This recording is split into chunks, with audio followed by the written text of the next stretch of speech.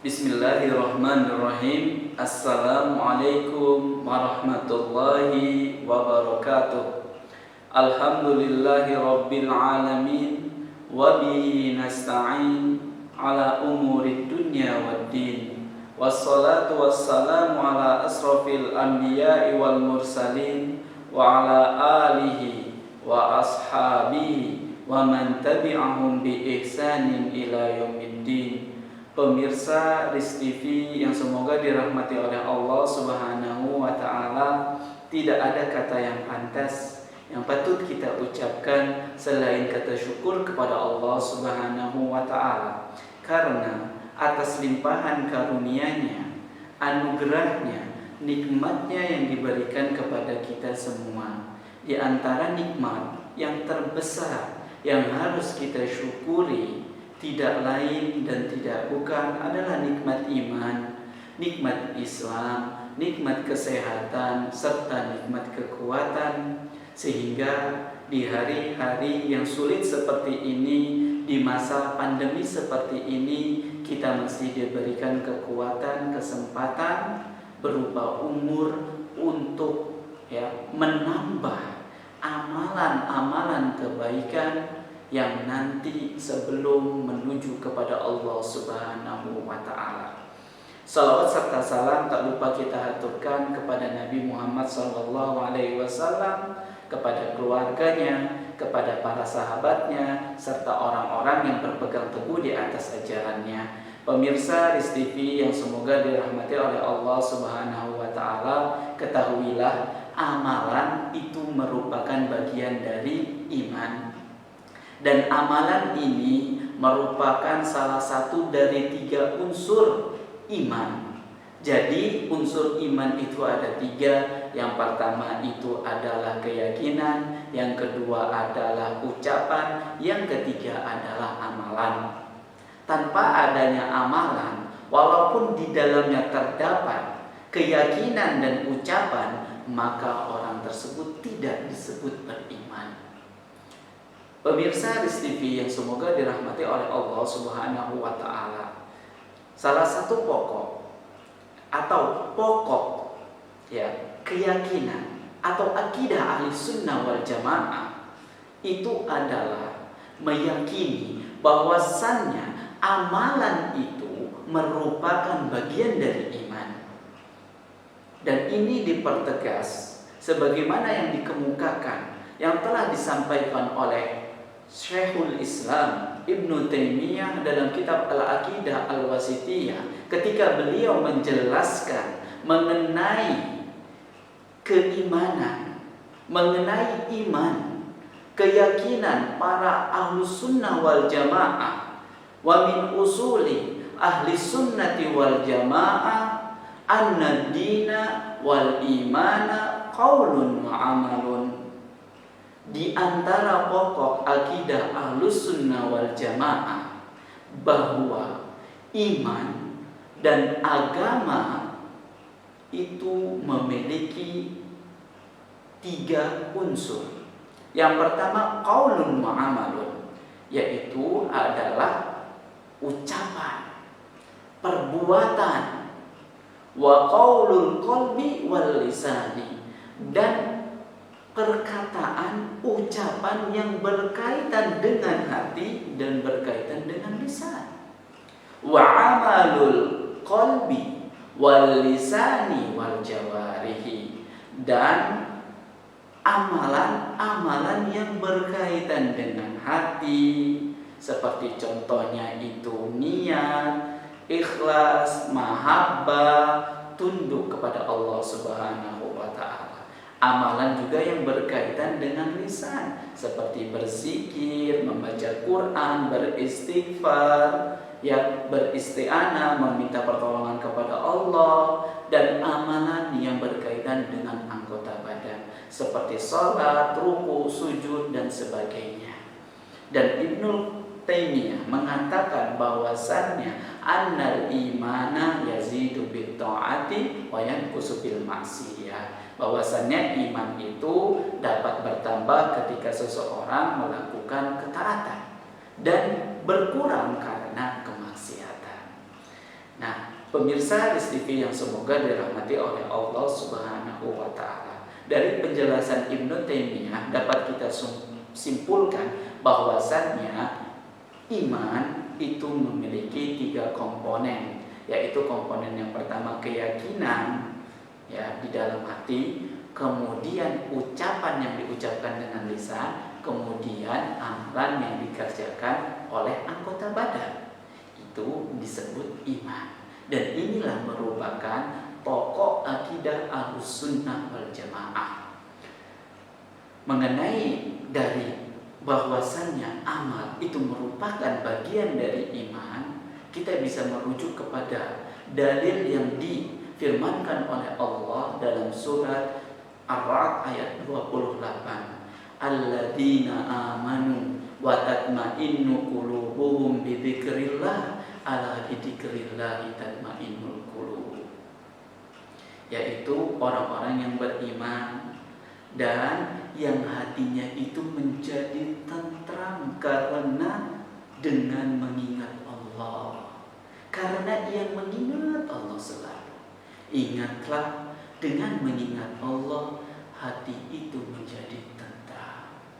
Makanya Ibnu Katsir menjelaskan seseorang itu hatinya akan jadi tenang, hatinya itu akan tentram ketika ia tujukan dirinya kepada Allah Subhanahu wa taala, kepada petunjuk Allah Subhanahu wa taala.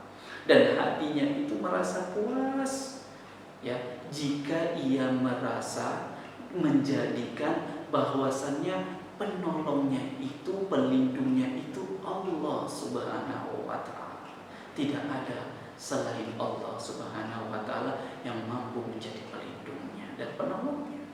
Dia akan tenang dan puas dalam menjalani masa-masa sulit seperti ini. Keyakinannya itu membantu dirinya melewati seberapa kuat ujian, seberapa berat cobaan yang sedang ia hadapi.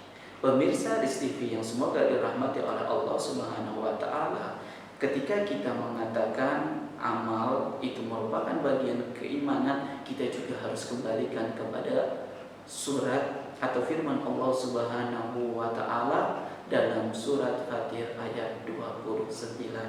Innal ladzina yatluna kitaballah wa aqamus shalah wa anfiqu mimma razaqnahum sirran wa alaniyatan yarjuna tijaratan lan tabur. Ya, sesungguhnya orang-orang yang membaca kitab Allah, kemudian ia mendirikan sholat, kemudian ia menginfakkan sebagian hartanya yang dianugerahkan kepada dirinya, baik secara terang-terangan atau secara tersembunyi atau secara sembunyi-sembunyi. Mereka itu mengharapkan perniagaan yang tidak akan merugi. Allahu Akbar. Dia mengharapkan bahwasannya semua yang ia lakukan itu merupakan perniagaan yang sama sekali tidak akan merugikan dirinya.